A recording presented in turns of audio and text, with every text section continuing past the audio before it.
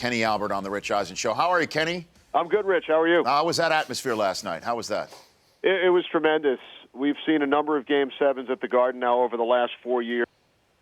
This was a Game 7 to move on to the third round of the playoffs, and the fact that the Rangers have now come back from 3-1 down 2 years in a row, they're the first team to ever do that. So, unbelievable atmosphere coming off a Game 5 overtime win at home, then going down to Washington and winning Game 6 and coming back and doing it again last night. Kenny Albert joining me here on the program. I couldn't help but notice your tweet, as did most of Twitter. It's been retweeted almost darn near 2,500 times. The numbers that you put up of Henrik Lundqvist, the last 3 Game 7s, he has the same number of saves, and darn near, if it didn't happen on the same date, May 13th of 2013, 14, and 15, he had 35 saves in a Game 7. That blew my mind, Kenny. That's unbelievable. It's crazy. And Lundqvist has now won 6 straight Game 7s, which is an NHL record. No other goalie has done that. He's tied Patrick Waugh and Marty Brodeur with 6 Game 7 wins in his career. Those guys, of course, have won multiple Stanley Cups, and that's really the one thing missing from Lundqvist's resume at this point. But he has an Olympic gold medal, which was a one-game elimination back in 2006. And now by winning these last 6 Game 7s, he's proven to be one of the best big-game goaltenders of all time. Well, what happened in this series, Kenny? The Rangers were clearly scoring challenged, to say the least, and fell into a 3-1 hole. And then all of a sudden, what happened? Well, Washington did a great job. I mean, Braden Holtby was tremendous. There were 25 goals scored in the series combined in 7 games. The Rangers wound up with 13, and the Capitals had 12. And early on, over the first 4 games, the Rangers were having trouble scoring. They had only 5 goals over those first 4 games. But they also did a good job shutting down Ovechkin and Backstrom. Ovechkin scored the goal last night, but he went 4 games without a goal.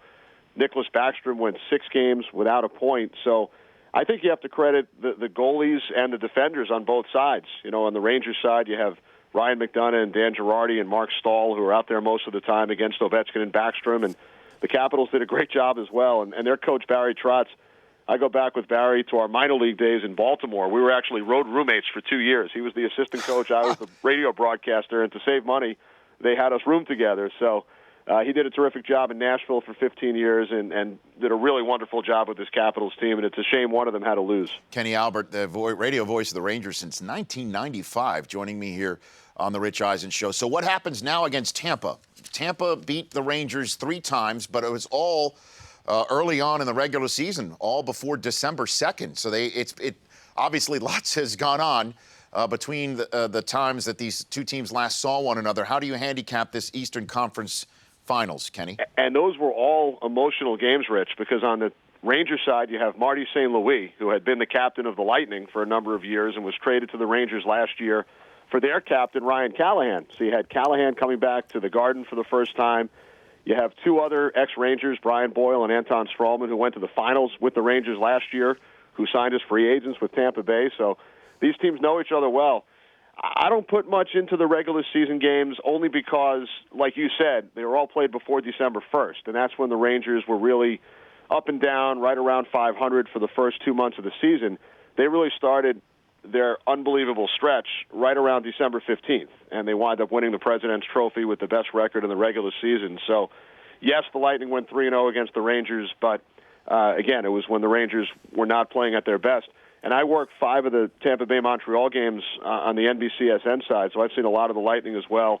And they're a terrific team. Ben Bishop, their goaltender, shut out Detroit in Game 7, had a terrific series against Montreal. He's 6'7". He covers a lot of the net. And then we talked about, some of the ex-Rangers on the Tampa team, but Steven Stamkos is one of the best players in the league.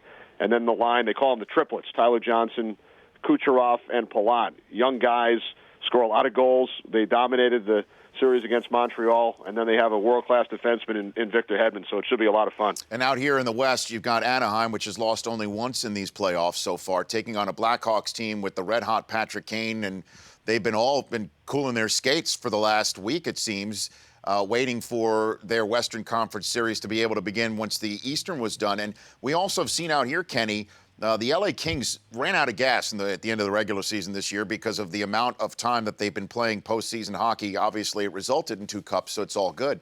What about the Rangers long-term going against a Lightning team like this? if they're fortunate enough to get past them, taking on either a Ducks or a Blackhawks team after having gone all the way through the playoffs last year only to lose in the finals to Los Angeles. What about that, Kenny? That's a great point, and the Blackhawks and Ducks certainly have had a lot of rest. The Blackhawks, I think, will have 9 full days before they play Game 1 against the Ducks. The Ducks have only lost 1 game in the playoffs, although Calgary did take them to overtime in Game 5 of their series. Whether it's the Rangers or Tampa Bay went 7 in the first round. The Rangers only went 5, and now the Rangers go 7 in this round. So it could be an issue, but remember the Kings did go 7 games in each of their first 3 rounds last year. They went 7-7-7, and then beat the Rangers in 5. So definitely could be an issue, but for whatever teams get there, it's a good problem to have. Kenny Albert joining me here on the program. Look, Kenny, I'm going to get a little personal here. I'm in this business because of your dad, okay? I grew up in Staten Island and turning on NBC at night, watching your dad do his thing and listening to your dad call Rangers and Knicks games, and it made me fall in love with broadcasting. And I was just a kid sitting in my house with my parents and my brother in Staten Island. You're his son. What was that like growing up, son of Marv, and getting into the business as that, Kenny? Well, I've been asked this question a lot, Rich, and I didn't really know any different. I mean, that's how it was, and grew up going to a lot of the games and tagging along to WNBC, and it was tremendous. I mean, I got to go on trips and go to games, and I really felt that as someone who wanted to get into the business, and I, as a 5-year-old, received a tape recorder from my parents for my birthday and started announcing games into the recorder in my bedroom. But I felt like I had such a head start working games in high school and did some Wagner College football games on Staten Island, Rich, and worked for the Staten Island Stallions, if you remember the basketball team in the USBL. Sure. So I spent a lot of time in your neck of the woods. But I felt that before going to college, I had so much experience already. And then, I have to mention, Rich, I had big shoes to fill on your show today because I was a college broadcast partner of your good friend and frequent guest, Jason Worm. Worm and I did games together at NYU. The Worm. Yeah, I know. The Worm was part of our podcast days, and he is a raving lunatic. Sometimes I look at Ballmer, and I think that's the Worm out there. Well, if I can ever find the tape, it's in a box in storage somewhere. Yeah. Worm had one of the all-time great calls of a half-court buzzer beater, a player by the name of Paul Schuliger from Emory University in Atlanta. Beat NYU with the buzzer. Worm was doing play-by-play. I was doing color. He went absolutely bonkers. I bet he did. And I'm sure after that he railed on how long the game took, yelled at the kids to get off his lawn, and then railed on whatever the Mondale administration might have looked like if he had won that election. all of the above. That's probably what it was. Well, what is your first recollection, I guess, going to a game with your dad then, Kenny? Well, I definitely remember Rangers and Knicks games in the mid-'70s. I don't really remember the Knicks championship in '73. Heard all about '70. And then, the Rangers had a great run to the finals in '79, and I went to a lot of the Knicks games. But then I started doing stats for him. I would handle the statistics for Knick and Ranger games.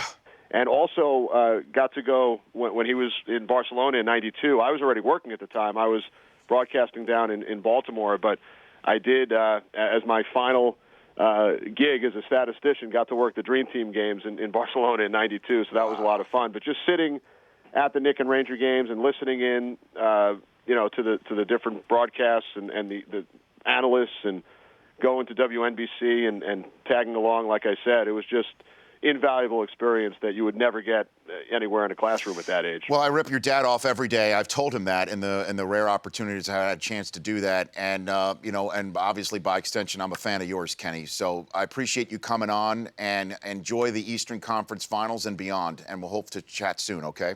Thanks, Rich. Appreciate it. Love the show. And Thank you. Hopefully we can do it again soon. You bet. That's Kenny Albert at Kenny Albert on Twitter. The Rich Eisen Show, weekdays at noon Eastern. On Audience.